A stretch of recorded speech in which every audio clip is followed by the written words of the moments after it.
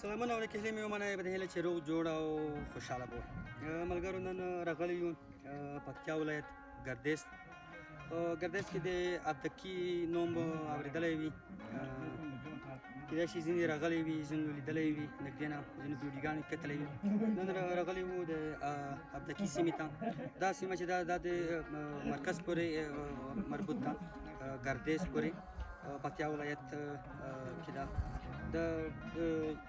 تیرې لاندې چې لږ لاندې راشي په دې خوا کې دغه ټنډان په نوم یو